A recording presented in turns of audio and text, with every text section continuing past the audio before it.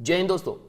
आज के इस वीडियो के अंदर हम डिस्कस करने वाले हैं हिस्ट्री, ज्योग्राफी और कॉन्स्टिट्यूशन के कुछ इंपॉर्टेंट क्वेश्चन। और हाँ, हाल ही रेलवे ग्रुप डी में जो आए हुए कुछ इंपॉर्टेंट क्वेश्चंस हैं उसको भी यहाँ पे मैंने सम्मिलित किया हुआ है। तो आइए उसको स्टार्ट करते हैं पहले क्वेश्चन के साथ। लेकिन हाँ, वीडियो को स्टार्ट करने से पहले हर बार की तरह आपसे एक छोटा सा क्वेश्चन आपको बताना है कि राज्य का निम्न सदन जो होता है, यानी एक स्टेट का जो लोअर हाउस होता है, उसको हम क्या कहते हैं? विधानसभा के नाम से जानते हैं, विधान परिषद के नाम से जानते हैं, सचिवालय के नाम से जानते हैं, लोकसभा के नाम से जानते हैं। वैसे यहां पे एक ऑप्शन और होना चाहिए, राज्यसभा, तो हम राज्यसभा के नाम से जानते हैं। चलिए आप कमेंट सेक्शन में जाइए और बताइए मुझे इसका करेक्ट आंसर। हाँ, वीडियो के बीच में कहीं मैं इसका करेक्ट आंसर आपको बताने वाला हूं। तो आइए स्टार्ट करते हैं सबसे पहले इंटरेस्टिंग क्वेश्चन के साथ कि धूम्रपान पर प्रतिबंध लगाने वाला, यानी कि प्रोहिबिशन लगाया हुआ था स्मोकिंग के ऊपर, ऐसा करने वाला विश्व का सबसे पहला देश कौन सा है? ऑप्शन में दिया है भूटान, जापान, चीन और अफगानिस्तान। इसका करेक्ट आंसर है भूटान।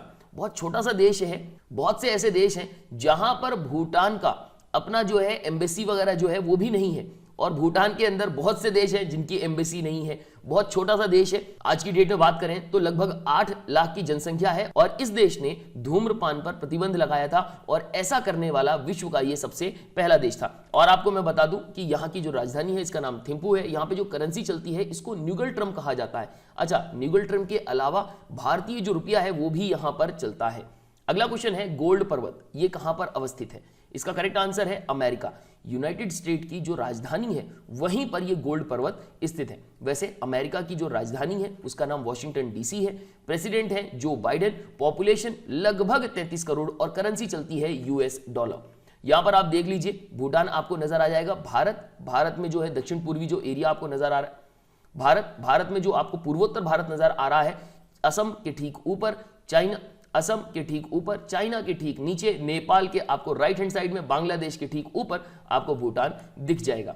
नेहरू पर्वतारोहण संस्थान मोस्ट इंपॉर्टेंट है, ये किस राज्य में अवस्थित है? इसका करेक्ट आंसर है उत्तराखंड।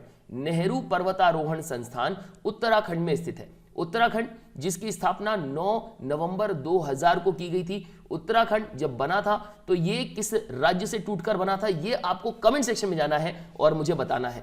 डेट की बात करें तो 9 नवंबर सन 2000 को उत्तराखंड बना था। पहले इसको उत्तरांचल कहा जाता था। गवर्नर आज की डेट में गुरमीत सिंह है। चीफ मिनिस्टर पुष्कर सिंह धामी है। पॉपुलेशन लगभग 1 करोड़ और कैपिटल 2 है, एक देहरादून है और एक गैरसेन है। स्पाइडर के अध्ययन को क्या कहते हैं? देखो, ये बहुत कॉमन से क्वेश्चंस हैं और ये बहुत परेशान करते हैं, और थोड़ी सी आज मेरी तबीयत भी गड़बड़ है, थोड़ा सा सपोर्ट कर देना। और हाँ, अभी तक आपने चैनल को सब्सक्राइब नहीं किया है, चैनल को सब्सक्राइब कर लो। वीडियो को अभी तक आपने लाइक नहीं किया है, लाइक कर दीजिए और दोस्तों के साथ थोड़ा सा शेयर कर दीजिए। स्पाइडर का अध्ययन क्या कहलाता है? निम्नोलॉजी, इंसेक्टोलॉजी, अरेकनोलॉजी और इनमें से कोई नहीं। इसका करेक्ट आंसर है अरेकनोलॉजी। गलती से भी इसको इंसेक्टोलॉजी मत लगा देना, नाम से लग रहा है इंसेक्टोलॉजी तो इंसेक्ट्स के ऊपर लगता है, नहीं, ऐसा कुछ नहीं है।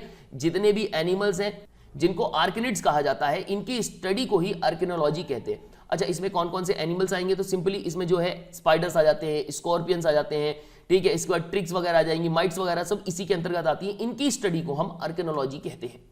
पहला यूआईडी कार्ड किस राज्य में जारी किया गया था? बहुत ही बढ़िया क्वेश्चन है कि सबसे पहला यूआईडी आधार कार्ड सबसे पहले कहां जारी किया गया? इसका करेक्ट आंसर है महाराष्ट्र में। 29 सितंबर 2010 में सबसे पहला यूआईडी जो नंबर है महाराष्ट्र के निवासी को जारी किया गया था, ये ध्यान रखिएगा। यूआईडी का फुल फॉर्म इंपॉर्टेंट है, यूआईडी का फुल फॉर्म ध्यान रखिएगा, यूनिक आइडेंटिफिकेशन। ये तो यूआईडी हो गया, और पूरा नाम बोले तो authority of India, government of India का ही एक पार्ट है। हवाई द्वीप की खोज किसने की थी? बहुत इंपॉर्टेंट क्वेश्चन है। हवाई द्वीप जो है जनरली आपसे पूछ लेता है कि ये है कहां।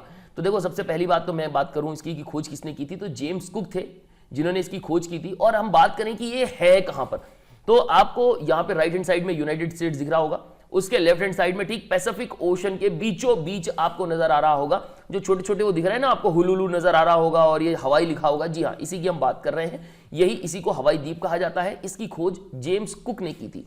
और ध्यान रखिएगा, इसको प्रशांत महासागर, इसको महासागर का क्या चौराहा कहा जाता है, ठीक बीचों बीच में है, इस वजह से भी। विश्व प्रसिद्ध उलंग चाय ये कहां पैदा की जाती है? बहुत बढ़िया चाय होती है टेस्ट में, ओके, और काफी महंगी भी है। ये ताइवान में इसको पैदा किया जाता है। ताइवान जिसकी कैपिटल का नाम ताइपे सिटी है, न्यूज में बहुत ज्यादा चल रही है।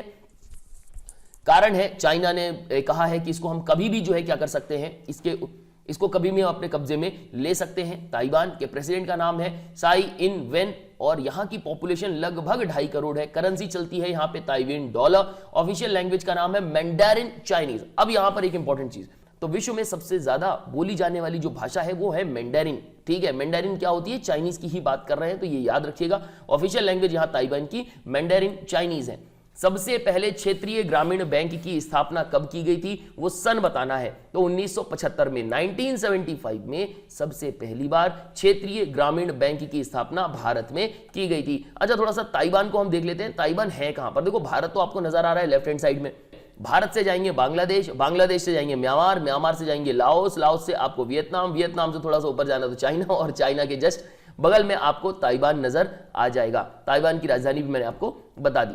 मनी प्लांट ये किस भारतीय बैंक का एटीएम नेटवर्क है? नहीं, अब ये इतना इंपॉर्टेंट क्वेश्चन नहीं रहा, कई बार आ चुका है, तो अब ये क्वेश्चन आने की उम्मीद नहीं है, लेकिन फिर भी बस हमें पता होना चाहिए कि मनी प्लांट ये है किसका बैंक, एटीएम नेटवर्क है किसका। तो ये कर्नाटका बैंक है जिसका ये एक एटीएम नेटवर्क है।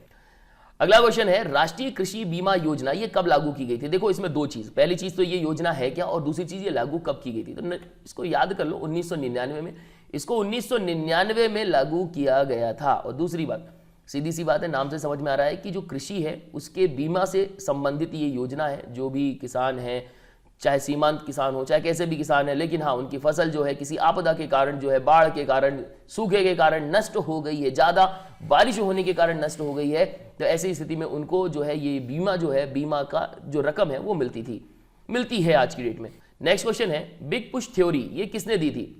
आर रडान ने, जेम्स थैचर ने, जेम्स डैमलर ने, या आर हॉपकिंस ने? इसका करेक्ट आंसर है आर रडान ने। बिग पुश थ्योरी का संबंध अर्थशास्त्र से है, पहली चीज तो ये। इसको और किस नाम से जानते हैं, तो हिंदी में इसको बोला जाता है बड़ा धक्का मॉडल। और ये थ्योरी इस बात पे जोर देती है कि फर्म का निर्णय औद्योगिकरण करना है या नहीं, यह उसकी अपेक्षा पर निर्भर करता है कि फर्म क्या करेंगे। ठीक है, ये बिग पुश थ्योरी कहलाती है और इसका संबंध इकोनॉमिक्स से है। इंडियन एसोसिएशन का कांग्रेस में विलय कब हुआ था? ऑप्शन में दिया 1885, 1871, 1903 और 1886। तो इसका सही आंसर है 1886। इंडियन एसोसिएशन का कांग्रेस में विलय 1886 में हुआ था। अच्छा, यहां पे एक इंपॉर्टेंट चीज कि कांग्रेस का जो है बनाने वाले जो फाउंडर थे वो कौन थे? तो इनका नाम था A.O. ह्यूम। कब बनाया था? 28 दिसंबर 1885 को। हेडक्वार्टर कहां पर है? न्यू दिल्ली में है। न्यूज़पेपर कौन कौन सा जो है कांग्रेस रन करता है? तो भाई सबसे पहला तो है कांग्रेस संदेश और दूसरा नेशनल हेराल्ड, जो आज की डेट में बंद हो गया है। ब्रेक डाउन प्लान किससे संबंधित है? इसका करेक्ट आंसर है लॉर्ड वेवल से। लॉर्ड वेवल जिन्होंने एज अ गवर्नर जनरल जो है इंडिया में आके उन्होंने ज्वाइन किया था 1943 में, इनका जो है संबंध ब्रेक डाउन प्लान से है। बहाबी आंदोलन, इसके प्रणेता कौन थे? भाई तबीयत इतनी गड़बड़ हो रही है कि बोल भी नहीं पा रहा हूं सही से। ओके, तो थोड़ा सा देख लेना आज अगर कुछ आवाज में कुछ गड़बड़ होती है तो। और हाँ, आप किस एग्जाम की प्रिपरेशन कर रहे हो थोड़ा कमेंट सेक्शन में जाके बता दो। और एसएससी जीडी का अभी तक आपने फॉर्म डाला है कि नहीं डाला, वो भी जाके कमेंट सेक्शन में बता दीजिए। नहीं डाला है जाके डाल दीजिए। आपकी एज कितनी है, कोई प्रॉब्लम, आपकी एज कितनी है वो भी थोड़ा सा देख लेना। 2 साल का अभी जो है कुछ एग्जेम्पशन दिया हुआ है तो उसका बेनिफिट उठा लो, अभी आपके पास मौका है, अदरवाइज आने वाले समय में मौका नहीं रहेगा। बहाबी आंदोलन के प्रणेता कौन थे? तो इसका सही उत्तर है सैयद अहमद बरेलवी। बहाबी आंदोलन के प्रणेता सैयद अहमद बरेलवी थे।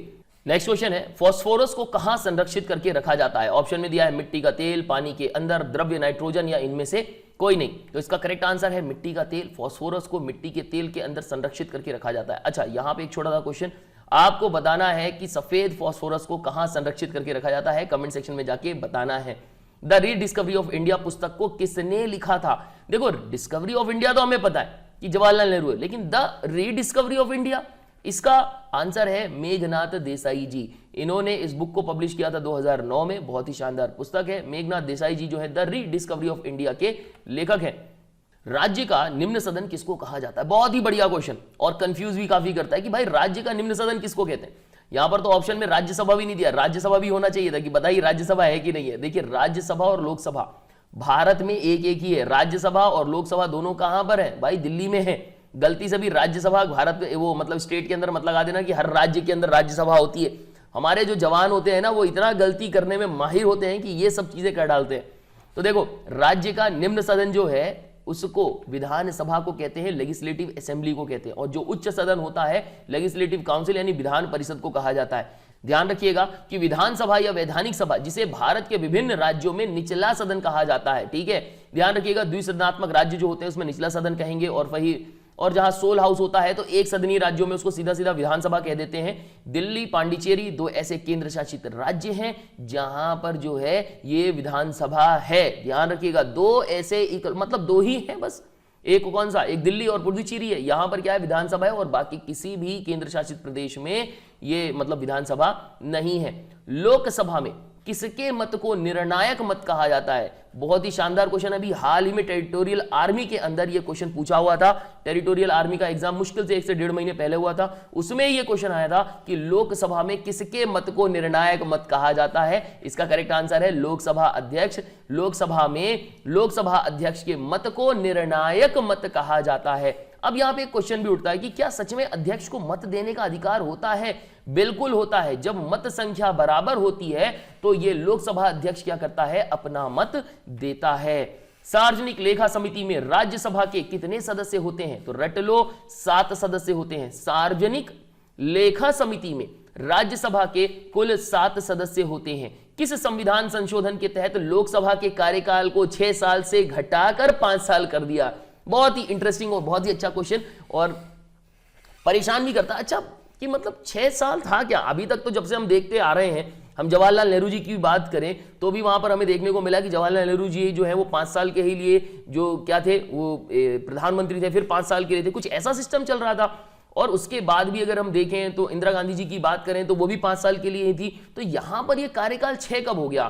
तो ये 6 कब हो गया? तो ये बहुत ही इंटरेस्टिंग एक कहानी है। किस संविधान संशोधन के तहत लोकसभा के कार्यकाल को 6 वर्ष से घटाकर 5 वर्ष कर दिया? तो ये 44वां संविधान संशोधन था जिसमें कार्यकाल को 6 वर्ष से घटाकर 5 वर्ष कर दिया गया था। उस समय के जो देश के जो प्रधानमंत्री थे वो मोरारजी देसाई थे। अच्छा, हम थोड़ा सा बात कर लेते हैं लोक लेखा समिति की। ध्यान रखिएगा, इसको इंग्लिश में बोलते हैं public account committee, PAC short में इसको कहा जाता है। और भारतीय संसद के कुछ चुने हुए सदस्यों वाली यह समिति होती है। राष्ट्रीय सुरक्षा परिषद, इसका प्रधान कौन होता है? ध्यान रखिएगा, सदैव प्रधानमंत्री होता है। राष्ट्रीय सुरक्षा परिषद का प्रधान सदैव प्रधानमंत्री होता है। इसको कब बनाया गया था? इसको 19 नवंबर 1998 को बनाया गया था। बेसिलिका ऑफ जीसस, भाई ये एक चर्च है, ये कहां पर है? गोवा, कोहिमा या मुंबई में? तो आपको याद रखना है गोवा के अंदर। बेसिलिका ऑफ जीसस ये एक चर्च है, कैथोलिक चर्च है, ये गोवा में स्थित है। और ये भी ध्यान रखिएगा, इसको यूनेस्को में वर्ल्ड हेरिटेज साइट में इसको शामिल किया गया है। ईमेल के खोजकर्ता कौन है? गलती से भी अब मत लगा देना, नहीं तो क्या है कुछ अपने जवान जो है वो ईमेल के खोजकर्ता में किसी विदेशी का नाम लगा दे। नहीं, भारतीय मूल के एक व्यक्ति हैं, अमेरिका में रहते हैं, शिवा अय्यर दुराई नाम है इनका। इन्होंने ईमेल की खोज की थी। दुबई की मुद्रा का नाम क्या है? करेक्ट आंसर है दिरहम। दुबई की मुद्रा का नाम दिरहम है। लास्ट चाइल्ड, इसके लेखक का नाम क्या है? बहुत ही बढ़िया प्रश्न, मुल्क राज आनंद। मुल्क राज आनंद जिनका जन्म जो है 1905 में हुआ था, पाकिस्तान में हुआ था, वो जो है इन्होंने लास्ट चाइल्ड नामक जो है पुस्तक लिखी थी। इसके अलावा कोई ऐसी पुस्तक जो बहुत ही शानदार है और जो है जानी जाती है, देखो इंग्लिश के लेखक हैं ये। अनटचेबल 1935 में इन्होंने लिखी थी। काली का लड़ाई ये 1939 में लिखी थी। कूली नामक जो है इन्होंने एक पुस्तक लिखी थी। सारे के सारे फिक्शंस हैं, है ना। Two leaves and a bird, the village, okay. और इनकी जो मृत्यु हुई थी ये मुंबई में हुई थी। खिलाड़ी माइकल शूमाकर, आप भी जानते हैं कि ये F1 रेसिंग करने वाले पर्सन है। 2013 में इनके साथ एक बहुत बुरी दुर्घटना भी हो गई थी, इसके बारे में भी आपने काफी सुना होगा। माइकल शूमाकर ये किस देश के निवासी हैं? ध्यान रखिएगा, जर्मनी के। माइकल शूमाकर जर्मनी के हैं, ओके। और ये इनके पास लगभग 7 बार ये फॉर्मूला 1 जो है वर्ल्ड चैंपियनशिप ये जीत चुके हैं। और ध्यान रखिएगा कि ये 7 बार फॉर्मूला 1 वर्ल्ड चैंपियनशिप जीत चुके हैं। दूरी के साथ स्थान परिवर्तन क्या कहलाता है? तो इसको डिस्प्लेसमेंट कहते हैं, विस्थापन कहा जाता है। दूरी के साथ अगर स्थान परिवर्तन होता है तो उसको क्या कहते हैं? विस्थापन कहते हैं। और ध्यान रखिएगा जो विस्थापन है ये हमेशा सदिश होती है, ठीक है। और ये भी ध्यान रखिएगा दूरी और विस्थापन दोनों के बीच में अंतर होता है। आर्थिक उदारीकरण का जनक किसे कहा जाता है? अरुण जेटली को, पी चिदंबरम को, डॉक्टर मनमोहन सिंह को, या इनमें से कोई नहीं? इसका करेक्ट आंसर है डॉक्टर मनमोहन सिंह जी। डॉक्टर मनमोहन सिंह जी को आर्थिक उदारीकरण का जनक माना जाता है। लिबरलाइजेशन, प्राइवेटाइजेशन, ग्लोबलाइजेशन का जनक माना जाता है। ध्यान रखिएगा उस समय हमारे देश के जो प्रधानमंत्री थे उनका नाम था नरसिंह राव जी। और कांग्रेस की सरकार थी, वित्त मंत्री के तौर पर डॉक्टर मनमोहन सिंह जी काम कर रहे थे, उसी समय जो है ये उदारीकरण का काम किया गया था। भूमध्य सागर की सीमा कितने महाद्वीपों को छूती है? तो 3 महाद्वीपों को छूती है। कौन कौन सा? एक अफ्रीका, यूरोप और एक एशिया। भूमध्य सागर 3 महाद्वीपों को छूती है। बहिष्कृत भारत ये पत्रिका है, इसको किसने आरंभ किया था? करेक्ट आंसर है डॉक्टर भीमराव अंबेडकर जी ने। बहिष्कृत भारत नामक पत्रिका, इसको डॉक्टर भीमराव अंबेडकर जी ने स्टार्ट किया था, जिनका जन्म 1891 में और इनकी मृत्यु 1956 में हुई थी। अच्छा, ये ध्यान रखिएगा कि इनका जन्म, डॉक्टर भीमराव अंबेडकर जी का जो जन्म हुआ था वो कहां हुआ था? महू में हुआ था। महू कहां पर है? इंदौर के पास है। इंदौर कहां पर है? मध्य प्रदेश में। तो अब महू का नाम चेंज करके डॉक्टर अंबेडकर नगर कर दिया गया है। ये रहा आपके सामने पिक्चर मेडिटेरियन सी का, भूमध्य सागर का। ऊपर अगर आप देखेंगे तो आपको यूरोप दिखेगा, नीचे आप देखेंगे अफ्रीका, और वहीं राइट साइड में आप देखेंगे तो आपको एशिया नजर आएगा। ये 3 महाद्वीपों को टच करता है। चंद्रप्रभा राष्ट्रीय वन्य प्राणी अभ्यारण्य ये किस राज्य में स्थित है? करेक्ट आंसर है उत्तर प्रदेश। चंद्रप्रभा अभ्यारण्य उत्तर प्रदेश के चंदौली जिले में स्थित है और यह बनारस से लगभग 70 किलोमीटर की दूरी पर है।